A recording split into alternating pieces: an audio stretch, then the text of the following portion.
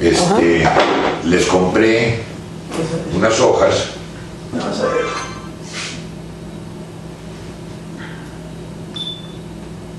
Sí. Les compré unas cuantas hojas y la próxima vez que vinieron Cristino, Pablo y Pedro, se pusieron a pintar. Esas sí las vendí, esas sí ya se comenzaron a...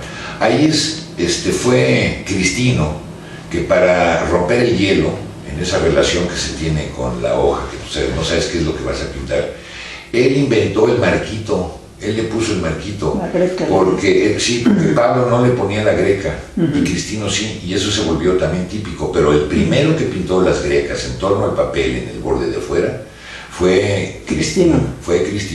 Entonces él, mientras que pintaba la greca, pensaba en qué tema iba a dibujar. Obviamente era como para concentrarse en la hoja, que es el proceso artístico de cualquier artista. Y entonces se ponía a pintar. Bueno, esas sí las comencé a vender, pero aún así no se salvó la pinche tienda. Y quebramos. En aquel entonces habíamos conocido a un colega un poco mayor que Marta, de la Escuela de Arquitectura, un arquitecto, el monstruo Reyes, el arquitecto Manuel Reyes, que en paz descanse. Y él era chistosísimo, y era un gran dibujante, era un clásico de los que debería de haber sido un artista plástico, pero que su familia no lo prefirió que estudiara arquitectura para mantenerse. Entonces, él era amigo de otro arquitecto, y una vez nos invitó a la casa de su amigo el arquitecto. Ese otro arquitecto se llama Max Kerlo. Con Max Kerlo comenzamos a hacer una amistad muy buena. Max y Juta se escribe Z-I-U-T-A, una señora polaca, que se habían casado, murió hace poco. Tenían una hijita que se llama Carolina Kerlo, chiquitita, y luego le daba muy rejega a la niña, se escondía en el closet y le dábamos de comer en el closet con la cuchara. Carolina, comen, ¿no?, los amigos. Y hacíamos unos reventones sensacionales en la casa de Max, que vivía en Ángel Urraza. Max era muy amigo de Manuel Felgueres, el escultor, porque el arte y los arquitectos se llevaban mucho. Y en una de esas, Max se asoció con Manuel Felgueres para inventar una suerte de artesanía que ellos querían diseñar, y que comenzaron a trabajarla con alfareros de San Sebastián, que es un barrio de la ciudad que queda muy cercana a Teotihuacán.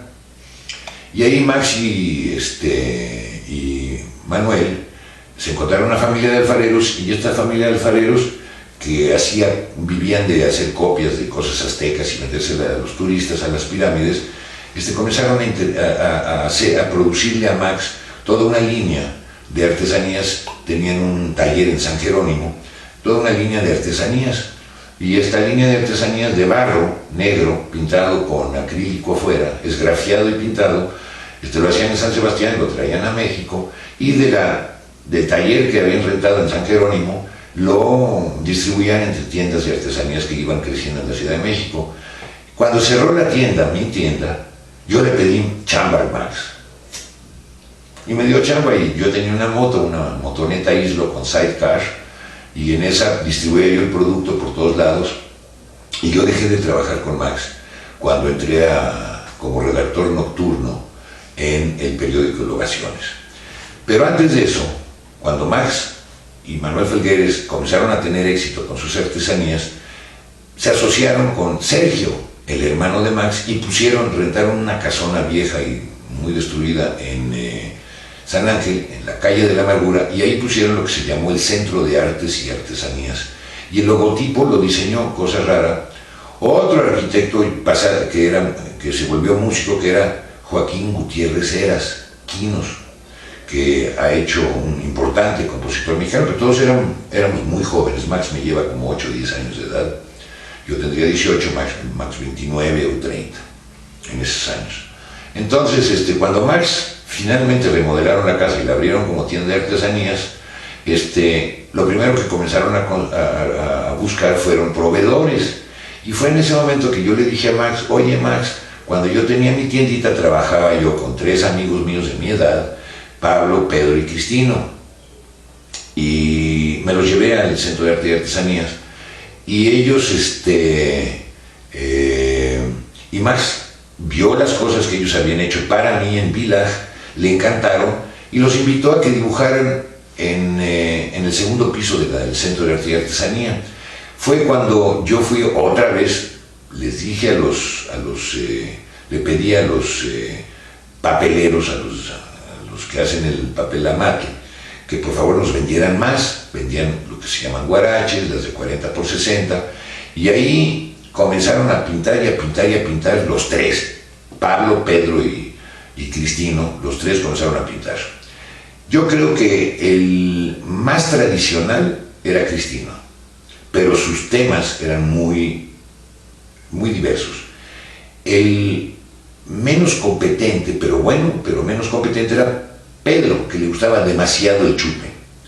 Y Pablo, que era el que no usaba tanto los bordes y todo, y fue el primero que se lanzó a una idea que tuvo Max muy buena, porque a Max se le ocurrió entre chiste y chiste, porque se pasaban hasta 3 días pintando todos y silbando y comiendo. Hay tacos que comprábamos en el mercado, y con el papel que me traía de casa de seña, porque los que hacían el papel no querían que Russell Davies supiera nada, y todo ese tipo de cosas. Y entonces a Max se le ocurrió, ¿por qué no hacemos unas eróticas, pornográficas? Y fue don Pablo, tu papá, el primero que se hizo unas bien cochinitas sensacionales, y don Luis Vicens, que en paz también descanse, fue el primero que le compró a Pablo esas cochinitas, se les decían los amates cochinitos, ¿no?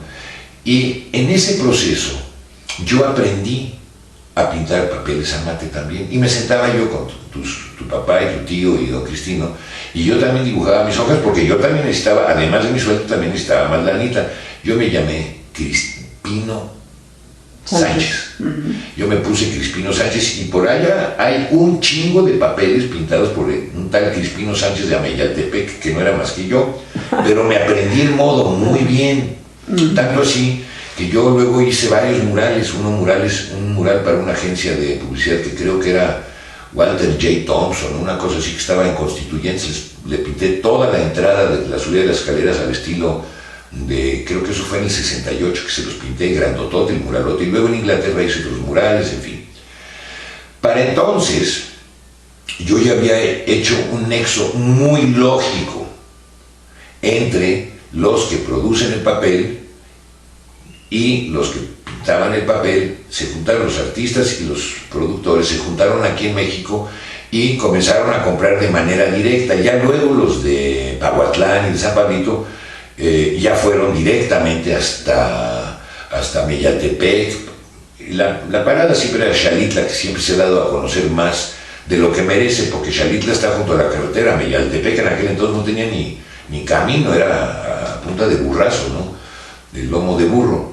Y ellos fueron y entonces estableció un nexo muy directo entre los nahuas de la zona de la montaña y los ñañús de la zona de Hidalgo. Entonces ahí el nexo, y fue cuando comenzó a subir la producción del papel, y obviamente comenzó a prosperar la zona en Guerrero, porque de repente comenzaron a aparecer en las calles y en mercados. Yo lo dividí en dos. Obviamente hay uno que se hace muy rápido, que se parecen todos, que son puros gallitos y flores, porque luego comenzaron, incluso todavía ya cuando en Village compré yo acrílicos Vinci, y comenzaron a pintar los papeles con Vinci. Ya con Max, ahí fue la primera vez que compramos varias, les pedimos a tu tío, a tu papá y a Cristino que trajeran platos sin pintar, y los decoraron en el Centro de Arte y Artesanías en la calle de Amargura. Los pintaron con acrílicos, y esos acrílicos los barnizaron. Ahí es donde surgieron los primeros de barniz, y obviamente pues a ellos les estaba yendo bien, y lo platicaron, y la tostada, y pues todo el mundo comenzó a hacerlo igual. No era que copiaron ni nada. Lo increíble es que los antropólogos mexicanos de la Ciudad de México, durante muchos años, a la hora de estudiar superficialmente el fenómeno, siempre decían: el papel amate pintado surgió entre hace 40 y 100 años, y de alguna mamada de esa.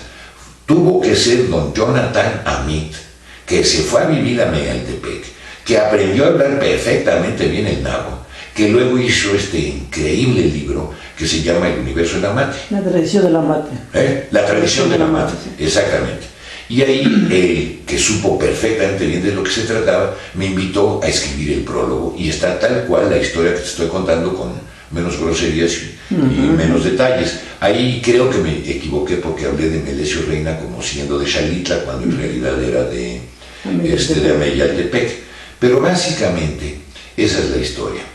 Ahora, 50 años después, o 45 años después, yo me envuelvo a mis orígenes, pero me intereso ahora en lo que están haciendo todos los artistas ñañú en la zona de Hidalgo, y estoy aprendiendo a hablar, visualmente hablando, a hablar como los ñañú, así de la misma manera que aprendí muy bien a pintar como en Guerrero, ¿no? Porque cuando se da uno cuenta de estas cosas, te das cuenta que hasta la pintura de los artistas así que importantes es porque aprendieron a hablar un lenguaje, y el lenguaje que usa México sigue siendo europeo, eurocéntrico. En cambio, el lenguaje contemporáneo actual de artistas como tú no es considerado arte, no lo meten a los museos. ¿Por qué? Porque ustedes son unos pinches indios patarrajadas que usan guaraches y que no hablan bien el español y han de ser bobitos. ¿Me explico? Es parte del racismo mexicano que a ti te consta cómo lo he combatido.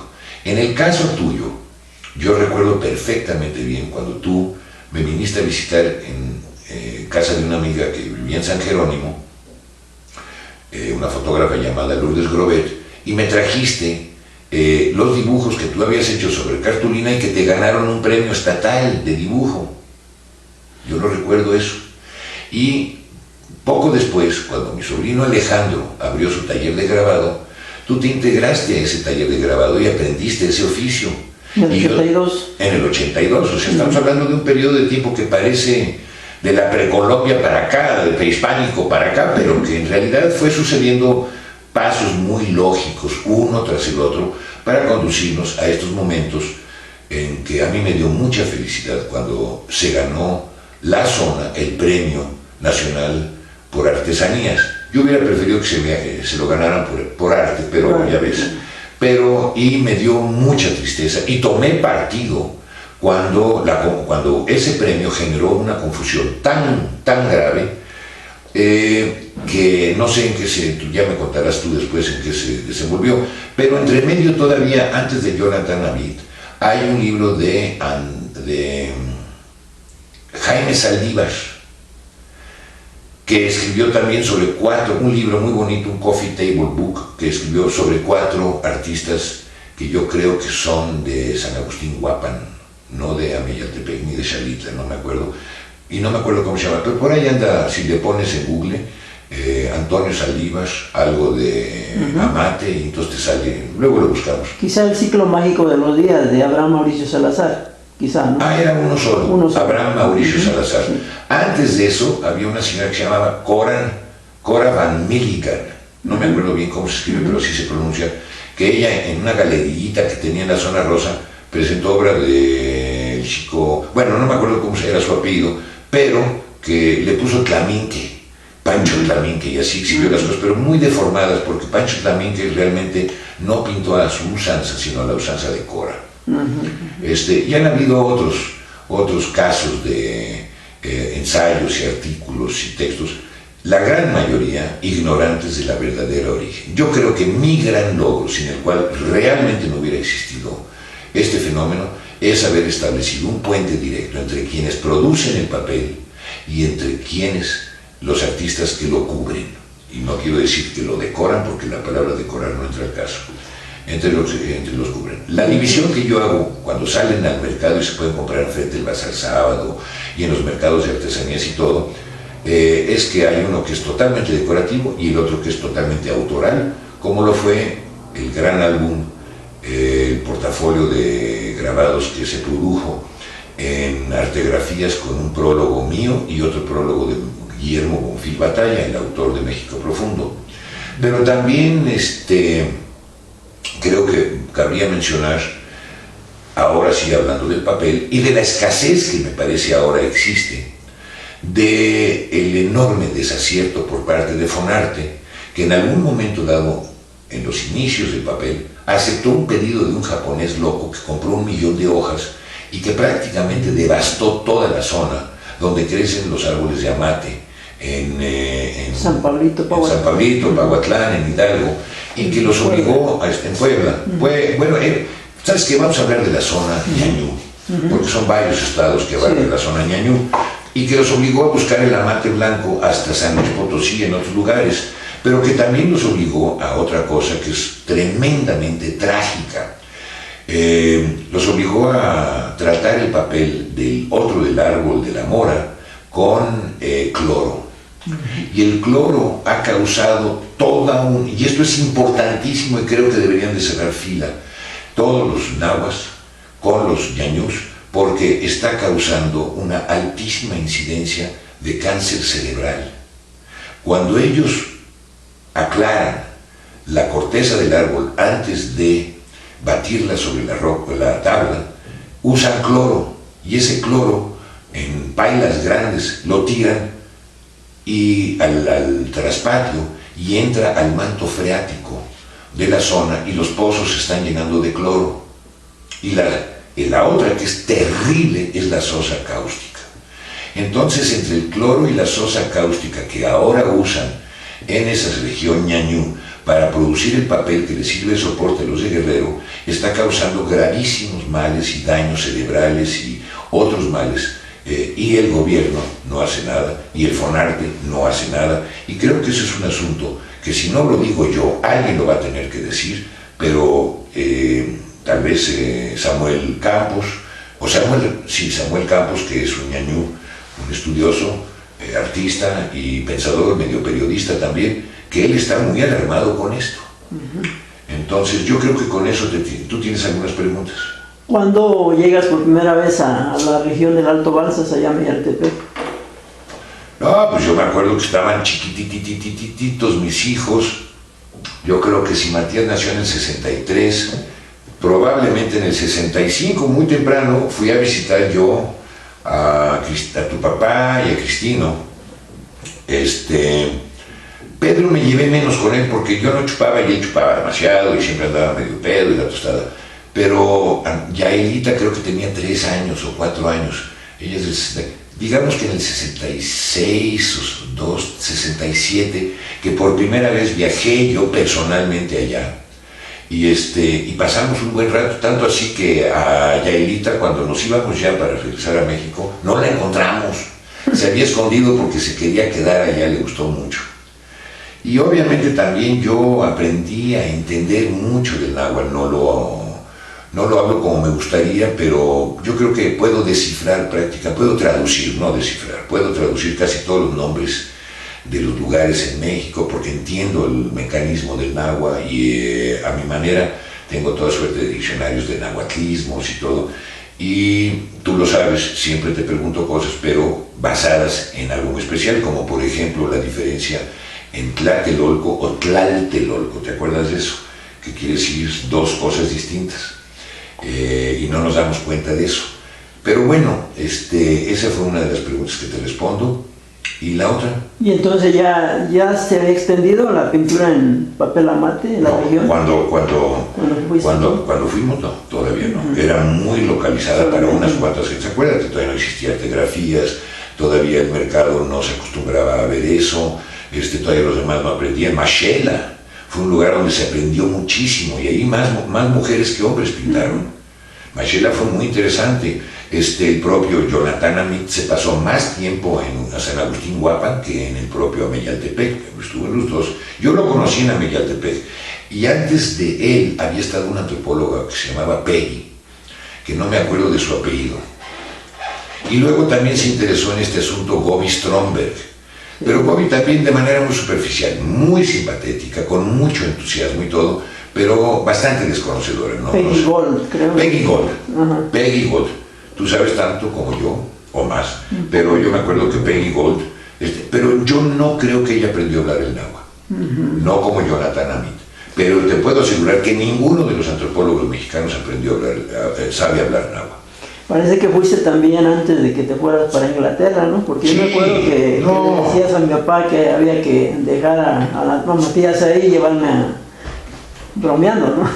Claro, yo lo quería cambiar por ti, o una cosa que es entre chiste, pero también me acuerdo que hay un texto muy bello de Margaret Randall, publicado en uno de los casi últimos Cornos Emplumados, porque ella quedó muy impactada cuando tu papá llegó a mi casa un día y dijo que había defendido la honra de doña Petra y había matado a un señor que la estaba acosando terriblemente. Y entonces, entre que eran peras y que eran perones, y se establecía la culpa, y cómo aquella persona, que no recuerdo cuál era su nombre, pero de tu papá, que acosaba a Petra, lo que orilló a Pablo a quedarse con nosotros en Tlalpan, que vivíamos en Tlalpan un buen tiempo. Y ahí es donde conoció a Margaret Randall y le contó a Margaret Randall la historia. Y ahí es donde ella quedó muy impresionada con las atribulaciones de tu papá y escribió un texto breve, muy bello, hablando del incidente que lo vamos a tener que encontrar en la colección entera de los últimos 3 o 4 números del Corno Emplumado. Porque yo creo que a Petra incluso le interesaría mucho. ¿Está en inglés? ¿Que tú no sabías de esa historia? No, no lo conozco, pero bueno, lo he escuchado, ¿no? La historia sí, pero no conoces Lo he leído, más bien. Leí lo que mencionas en la tradición de la mate. Ah, ya, lo que yo menciono, claro, claro. Sí, entonces, pues, esa es la inquietud, ¿no? O sea, saber exactamente de que se inicia, pues, la pintura en papel amate en Ameyaltepec, definitivamente. En Ameyaltepec. No, o sea, en México, pues en México, con ameyaltepecanos. Con ameyaltepequenses. Con ameyaltepequenses, si quieres, pero se inicia por ameyaltepequenses, sin lugar a dudas. Pero como todo proceso cultural, la cultura se construye un tabique sobre el otro. Esto podríamos llamarlo son los cimientos. Y todos los que construyeron ese enorme edificio llamado la pintura sobre papel amate, yo no sé por qué se llama así, porque nadie le dice la pintura sobre tela al arte europeo, ¿no? Pero bueno, vamos a admitir que el racismo les impide. Pero los fundamentos, las bases del óleo sobre tela, pues lo establecen los hermanos Van Eyck, 2 holandeses en Maastricht, si no me equivoco, en Holanda, que ellos son los que depuran el invento del óleo, antes se pintaba el temple, y que lo juntan con las telas y se tuvieron que hacer telares. Es decir, es exactamente igual el proceso, sin el cual no existiría la pintura al óleo que conocemos hoy día, ¿no?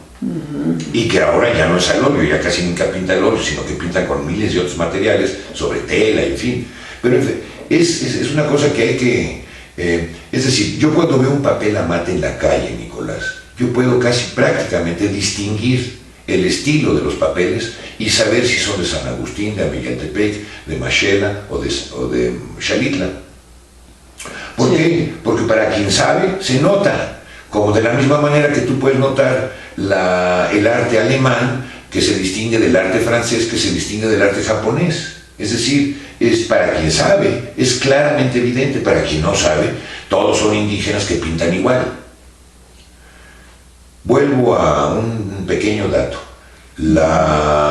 Quiero recalcar, enfatizar que me encanta a mí en lo personal pensar en que las figuras que se produjeron en Ameyaltepec, en la zona de la montaña, con barro, fueron figuras hechas por las mujeres y decoradas por los hombres. Y que los tenangos que se llaman hoy son, al contrario, los dibujos son de los hombres y los bordados y los colores y todo son de las mujeres. Esa similitud en la práctica me parece extraordinaria. Muy bien. Yo no grabé.